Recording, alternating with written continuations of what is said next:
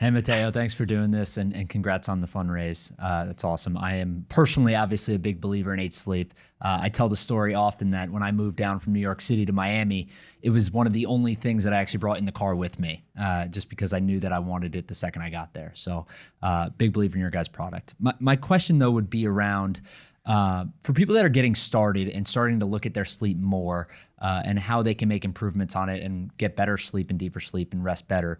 What are just like, is adjusting the temperature and controlling that the first step, or are there other things that they should look at, and kind of how do you think about improving your sleep from like step 1 to 5? Yeah, great question. So obviously temperature is the big elephant in the room. If you want to improve your sleep, you need temperature. So the best way is through the pod because it's the temperature of the bed that changes. And so it's in direct contact with your body. Second step is the temperature of your bedroom. So try to set a temperature somewhere between 68 and 72 degrees based on your preference. The issue you will have with that is your partner might not like the same temperature. And so that is a problem we solve. Then there are a couple of other acts that I leverage. So one is what I call thermal shock. So an hour before going to bed, try to take a hot and cold shower. So you do 30 seconds hot and 30 seconds as cold as possible. That thermal shock will help you to relax. Then I use a product called the Normatec boots. Are these boots that you can put on your legs and they will compress your legs. So they will help with circulation and recovery, in particular if you train during the day.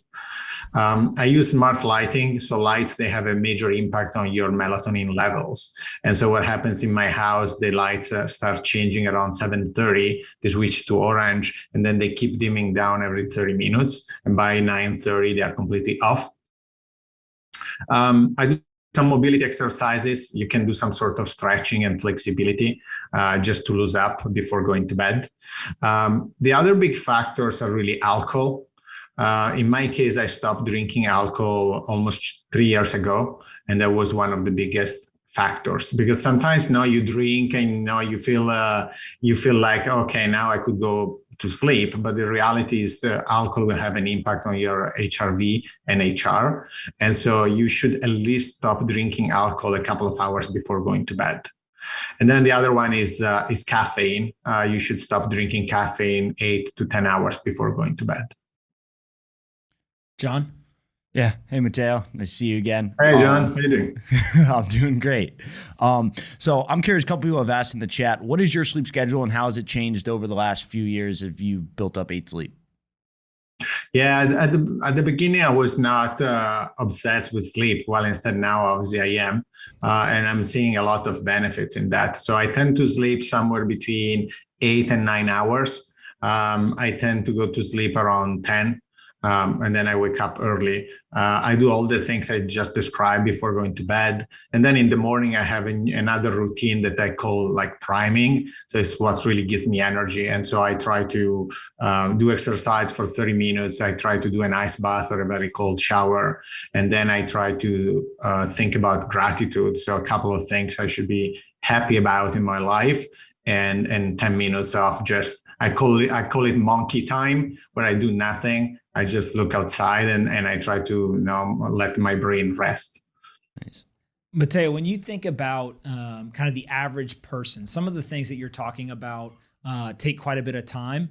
Is there one thing that you're like, this is the secret, or this is the most impactful thing they could do? Is it temperature? Is it light? Is it the thermoshock?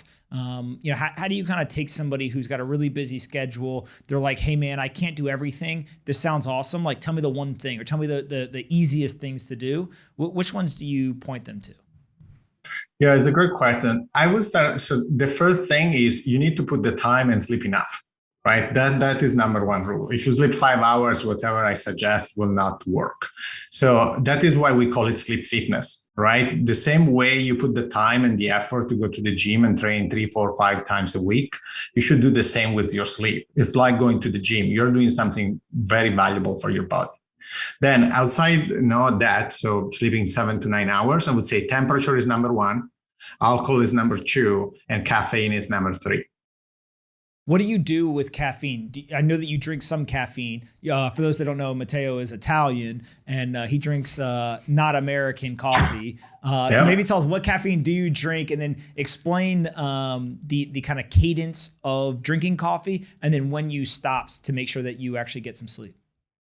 Yeah, so you should stop drinking coffee somewhere between 8 and 10 hours before going to bed. So that is the rule of thumb. So in my case, around 1 or 2 p.m. at the latest, I stop drinking. And usually if I have a coffee at the time, it's decaf. So decaf, keep in mind, still have caffeine. It's just usually a third of what a regular coffee has. In my case, I drink only espressos. So I have just a couple of espressos in a day, which is probably less than the caffeine. Obviously, it's less caffeine than a typical American cup of coffee. The other thing is super interesting, and I started doing a few times because I don't have a lot of time, but sometimes I nap. And when I nap, I drink an espresso right before going to bed. And so it will take around 30 minutes for the espresso, for the coffee to kick in. So by the time you wake up from the nap, if you just do a 20, 30 minutes nap, you will feel refreshed because adenosine is lower because of the nap, plus the coffee just kicked in. And so you feel like Superman. Wait a minute. Hold on. I've never heard this before. You drink an espresso and then you turn around and you take a nap immediately for 30 minutes. And when you wake up, you feel like Superman because the nap plus the espresso 30 minutes later ends up being like rocket fuel for your day? Correct. That is. It's called Nappuccino, I think. There is something like a term to describe the thing. And it works like awesome, man. I mean, I just respect the fact that you figured that out. Is that like a known thing? Yeah. If you Google it, you find it. So I'm not the only human being. There are a few human beings doing it, and I'm one of them, but I'm not the only one. That is incredible. Hey guys, bang, bang. Thanks so much for watching the Best Business Show today. And don't forget to check out our partner, SoFi. They make all this possible. They're a super app that lets you save, spend, borrow, earn, and invest all from one single platform. And if you go there today and you sign up for a SoFi Invest account, you can get between $5 and $1,000 for free from SoFi. Not everyone's obviously going to get $1,000, but everyone gets something. Don't say that I never did anything for you.